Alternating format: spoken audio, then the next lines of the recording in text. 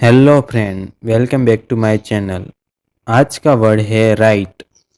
Right right का हिंदी में अर्थ होता है लिखना, लिखकर व्यक्त करना, नोट करना, दर्ज करना।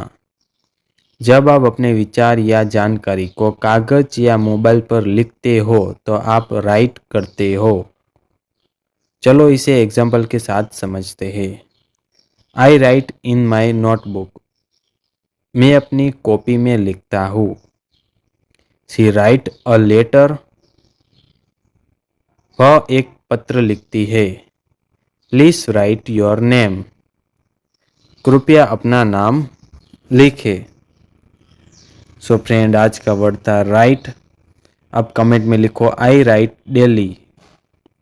मिलते हैं नेक्स्ट वीडियो के साथ। चैनल को लाइक करें, शेयर करें, सब्सक्राइब करें। धन्यवाद।